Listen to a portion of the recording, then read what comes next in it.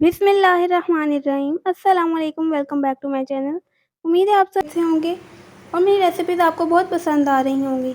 आज आपके लिए एक बहुत ही आसान खस्ता बिस्किट की रेसिपी लेकर आई हूँ।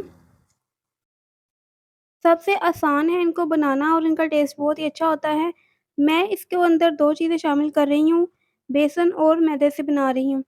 तो इसको मैदे से भी बनाया जाता है, लेकिन ये बेसनी नान खटाई है, तो शुरू करते हैं। ये जो आपको प्यालियाँ नज़र आ रही हैं, ये 1 कप की मेज़रमेंट है।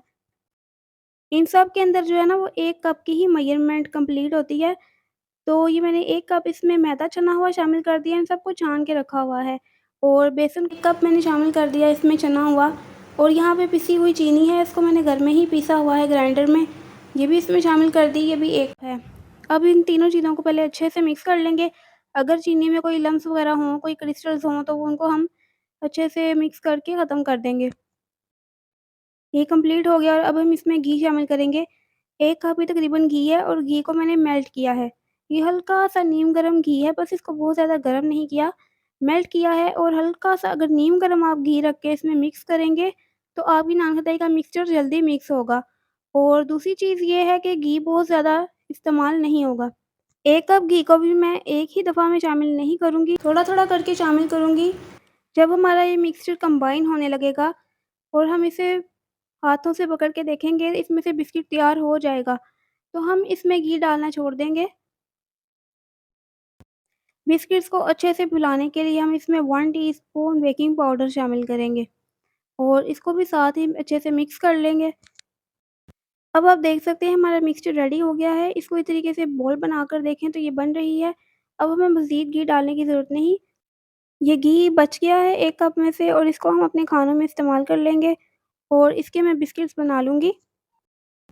मैंने जिन लोगों को भी ये बेसिक नान खटाई टेस्ट करवाई है, उन्हें बहुत पसंद आई और आप भी इसे ज़रूर ट्राई करिएगा। पसंद आए तो फिर लाइक भी कर दीजिएगा। इस तरीके से मैं ये बना रही हूँ बिस्किट्स, ये फूलकर थोड़े बड़े भी हो जाएँगे और साइड से हल्का-हल्का सा क्रैक होगा ना, तो इसलिए मैं इसको साइड से थोड़ा-सा इस तरीके से कर रही हूँ और इससे शेप भी सही आ जाएगी। तो अब हम इसके ऊपर अंडा ब्रश करेंगे। अंडे की जर्दी मैंने ली है, सफ़ेदी अलग कर दी है और इस तरीके से स्टीमर की जाली के ऊपर बटर पेपर लगाकर उसको ऑयल से ग्रीस करने की हमें ज़रूरत नहीं है। बिस्किट्स अपना ऑयल खुद ही रिलीज़ करने लगते हैं, जैसा कि आपको दिख रहा होगा। तो अंडा मैंने ब्रश कर दिया, इसके ऊपर कुछ कटे हुए बादाम हम लगा देंगे और बादाम लगाने के बाद हम इसको हल्का-सा प्रेस करेंगे ताकि बादाम साथ में चिपक जाएँ। इस तरीके से बहुत ही कम बादाम जो है ना वो एंड पे अलग होते हैं, वरना वो अलग होकर गिरते रहते हैं।